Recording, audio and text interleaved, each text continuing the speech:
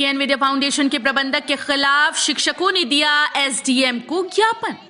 तहसील विकासनगर में केएन विद्या फाउंडेशन की तरफ से नियुक्त किए गए शिक्षकों ने प्रबंधक विनोद गुप्ता और रेखा गुप्ता के खिलाफ प्रदर्शन कर एसडीएम को ज्ञापन दिया।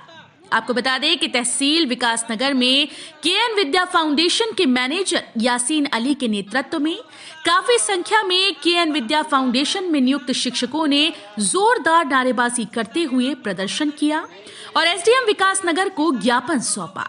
ज्ञापन के माध्यम से आरोप लगाया गया कि little star public school Selaqui के प्रबंधक विनोद कुमार गुप्ता और उनकी पत्नी रेखा गुप्ता के द्वारा एक स्कीम बनाकर उनके साथ ठगी की गई। उनको झांसा दिया गया कि उनको प्रत्येक माह की तनख्वाह दी जाएगी, जिसमें उनको अपने आसपास के बच्चों को इकट्ठा करके ट्यूशन पढ़ाना है और प्रत्येक बच्चे से 1000 रुपए सिक्योरिटी के तौर पर लेने हैं, जो बाद में रिफंड कर दिए जाएंगे। लगभग 3-4 माह तक उनको तनख्वाह दी गई। फिर उसके बाद ना ही बच्चों के पैसे रिफंड किए गए और ना ही उनको उनका मेहनताना दिया गया। यासीन अली का कहना था कि लगभग 2000 शिक्षकों की नियुक्ति की गई है और उनके माध्यम से लगभग 4 करोड़ के आसपास की रकम इकट्ठा कर विनोद कुमार गुप्ता और रेखा गुप्ता कहीं फरार हो गए।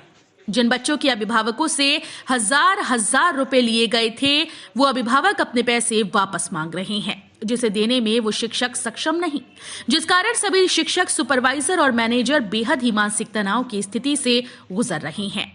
प्रदर्शन करने वाले सभी शिक्षकों ने उप जिलाधिकारी विकासनगर से ज्ञापन के माध्यम से गुहार लगाई कि दोषियों के खिलाफ कड़ी कार्रवाई करते हुए उनको उनकी रकम वापस दिलाई जाए। मानसिक तनाव की स्थिति से गुजरने के कारण वो लोग आत्मदाह भी कर सकते हैं, जिसका जिम्मेदार पूर्ण रूप से प्रशासन होगा। किस बात का विरोध है? ये little star public school Selaqui, उसके संचालकों विनोद कुमार गुप्ता और रेखा गुप्ता के द्वारा जुलाई 2021 में एक स्कीम लॉन्च की गई थी, जिसमें इन्होंने बोला कि आप लोगों ने जगह जगह कोचिंग सेंटर खोलने हैं और इन्होंने बताया कि एक बच्चे से 1000 रुपये आपने लेने हैं, जो कि चौथे महीने आप लोगों को वापस मिल जाएंगे। और हमने कहा हम इसमें काम तो कर सकते हैं, लेकिन अगर आप हम सब चीज़ आप रिटर्न में देंगे, हमको ज्वाइनिंग लेटर देंगे, तो उनके द्वारा हमें हमारे ज्वाइनिंग लेटर दिए गए, हमें हर चीज़ रिटर्न में दी गई।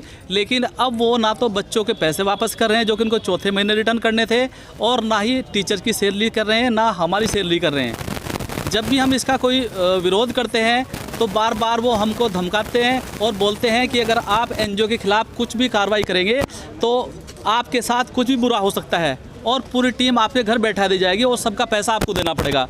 तो आज हम माननीय एसडीएम साहब के माध्यम से माननीय जिलाधिकारी महोदय को ज्ञापन प्रेषित कर रहे हैं कि हमारी इतनी हैसियत नहीं है कि हम लोगों का पैसा दे सके। इसलिए हम इनसे मांग करते हैं कि ऐसे फ्रॉड व्यक्ति पर कार्रवाई कर जो है इस पैसा वसूला जाए, ताकि बकायेदारों का पैसा मिल सके। क्योंकि आजकल जो है बहुत सारे इसमें जो टीचर, सुपरवाइजर, मैनेजर संस्था के द्वारा नियुक्त किए गए हैं, मानसिक तनाव से गुजर रहे हैं और इतना तनाव उनमें है कि अगर लोगों का पैसा नहीं मिलता तो बहुत सारे लोग इसमें उनको जान मान का भी हानि हो सकता है और बहुत सारे लोग आत्महत्या तक भी कर सकते हैं।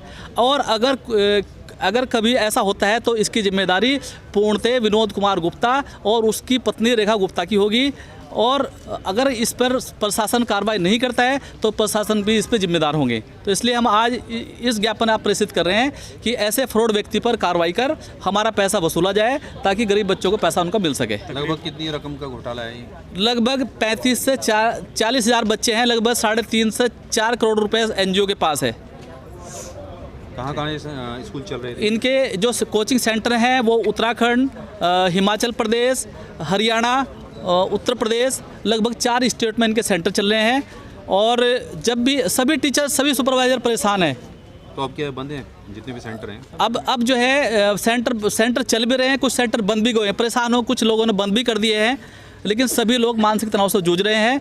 और जब भी इससे बात करते हैं, बोलता है कि लिखित रूप में संदेश डाल देता है कि अभी एनजीओ में फंड नहीं है और फंड आते ही आपको पैसे दे दिया जाएगा।